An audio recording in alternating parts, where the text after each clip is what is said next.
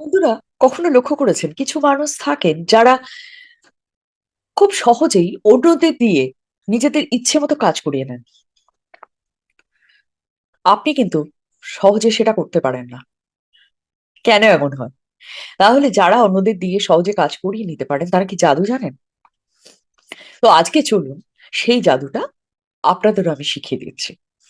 এটা কিন্তু কোনো জাদু নয়, এটা হচ্ছে মানুষের মনের একটা গভীর খেলা। আজ আমি ডার্ক সাইকোলজির এমন একটা জগৎ দেখাবো যেখানে শব্দ হচ্ছে অস্ত্র, আর সেই অস্ত্র দিয়ে আপনি অন্য মানুষকে যেমন ইচ্ছা তেমন কাজ করাতেই পারবেন। মানুষকে না বলার সুযোগ দিয়ে হ্যাঁ বলানোর কলা আজ আমি আপনাদের শেখাবো। আসলে হয়টা কি, মানব মস্তিষ্ক না স্বাধীনতা পছন্দ করে।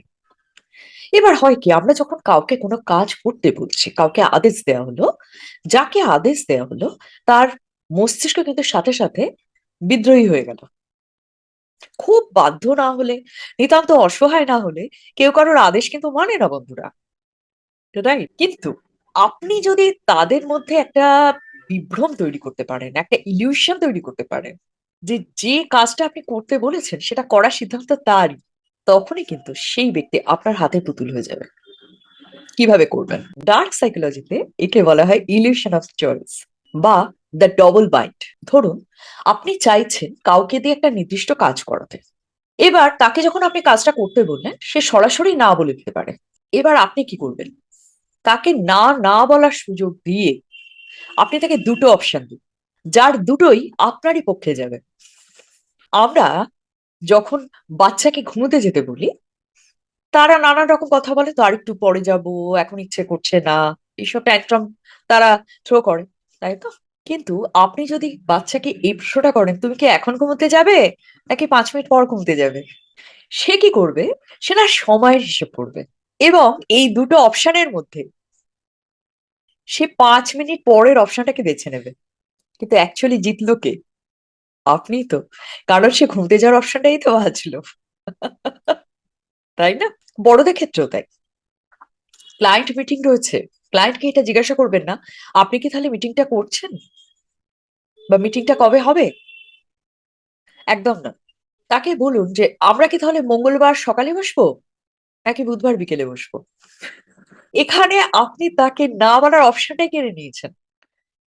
আপনার ক্লায়েন্টের মস্তিষ্ক এখন ব্যস্ত হয়ে পড়েছে মঙ্গলবার না বুধবার, এই দুটো অপশনের মধ্যে একটাকে বেছে নিন। আপনি তাদের স্বাধীনতার অনুভূতি দিচ্ছেন, কিন্তু আদতে নিয়ন্ত্রণটা আপনি নিজের হাতেই রাখছেন। পরবর্তীতে যখন কারো কাছ থেকে আপনার কিছু চাইবার হবে, তাকে কোনো প্রশ্ন করবেন না, তাকে শুধু অপশন দিন। আপনি দেখবেন আপনার কথা শুনে সেই ব্যক্তি চলতে বাধ্য হচ্ছেন। অন্য ব্যক্তিকে নিয়ন্ত্রণ করবেন কি করে? আগের ভিডিওয়ে আমি একটা ট্রিক্স বলেছি, আজ আমি বলবো আর একটা ট্রিক্স। আচ্ছা বন্ধু, বলুন তো, এমন কি কখনো হয়েছে একটা গান আপনার মাথায় ঘুরপাক খাচ্ছে, কিছুতেই থামছে না? আমার ক্ষেত্রে তো অনেক সময়তেই হয়। অথবা কোনো একটা অসমাপ্ত গল্পের শেষটা না জানা অব্দি শান্তি মিলছে না, অস্বস্তি রয়ে যাচ্ছে। এইটাই কাউকে নিয়ন্ত্রণ করার একটা বিরাট বড় কৌশল হতে পারে। ব্যাপারটা কি হয় জানেন বন্ধুরা, আমাদের মস্তিষ্ক না অসমাপ্ত জিনিস সহ্য করতে পারে না, এবং আজ আমি আপনাদের শেখাবো মানুষের মস্তিষ্কের এই যে দুর্বলতাটা, এটাকে ব্যবহার করে কি করে আপনি অন্য কারুর মনে নিজের প্রতি একটা তীব্র আসক্তি তৈরি করতে পারেন। মানুষ সম্পূর্ণ কাজের থেকে অসম্পূর্ণ কাজকে বেশি মনে রাখতে পারে। সাইকোলজিতে এই কনসেপ্টটিকে বলা হয় দ্য জাইগারনিক এফেক্ট। মস্তিষ্ক সেটাকে স্টোর করে নিল, ভুলে গেল, রাইট? ওটার সম্পর্কে আর কোনো কৌতূহল তার জাগরিত রইল না, কারণ সে সবটাই জেনে গেছে। কিন্তু যদি তথ্যটি অসম্পূর্ণ থাকে, মস্তিষ্ক সেটাকে নিয়ে না একটা লুপে আটকে যায়। আপনি যদি চান যে কেউ আপনার কথা দিবারাত্র ভাবুক, তাহলে আপনাকে কি হতে হবে?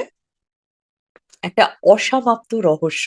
কখনো নিজের সম্পর্কে সব কথা হুড়ুর করে বলে দেবেন না কাউকে। যখন কারোর সাথে কথা বলছেন, কথোপকথনটা এমন একটা জায়গায় থামিয়ে দিন যেখানে অপর ব্যক্তির আগ্রহ একেবারে তুঙ্গি ছিল। কিরাম করে করবেন সেটা? ধরুন কারোর সাথে আপনি কোনো মিটিং এ আছেন, বা কোনো ডেটে রয়েছে, কথা বলতে বলতে তোমাকে না আমার একটা খুব গুরুত্বপূর্ণ কথা বলার ছিল। ঠিক আছে, থাক, আজকে থাক, পরে একদিন বলবো। বুঝতে পারছেন? ব্যাস, আপনি কি করলেন জানেন? আপনি কৌতূহলের বীজটা তার মধ্যে বপন করে দিলেন। এবার সেই ব্যক্তি সারাক্ষণ ভাবতে শুরু করবে কি বলার ছিল, কি বলতে পারতো আমাকে। আপনি কিন্তু তার মনে স্থায়ী জায়গা তৈরি করে নিলেন। মনে রাখবেন বন্ধুরা, যে জিনিস সহজলভ্য না, তার কদর দুনিয়ায় হয় না। নিজেকে কখনোই একটা খোলা বইয়ের মতো সবার সামনে খুলে রাখবেন না। কিছুটা পাতা উল্টাতে দিন, আর কিছুটা রহস্য রেখে দিন। আপনার অনুপস্থিতি যেন আপনার উপস্থিতির থেকেও বেশি শক্তিশালী হয়। আপনারা যদি মানব মনের এই গোপন খেলাগুলো শিখতে চান এবং নিজেদের ব্যক্তিত্বকে একটা ম্যাগনেটিক ব্যক্তিত্বে রূপান্তরিত করতে চান, তাহলে অতি অবশ্যই, ইয়েস, চ্যানেলটাকে সাবস্ক্রাইব করে সঙ্গে থাকুন। আর এই ভিডিওটা লাইক করুন, কমেন্ট করুন এবং শেয়ার করে আপনাদেরই স্বজন সুজন প্রিয়জন বন্ধুজনের মধ্যে ছড়িয়ে দিন। সবাই খুব ভালো থাকুন, সুস্থ থাকুন, আনন্দে থাকুন, আলোয় থাকুন, আমার প্রতিটি বন্ধু।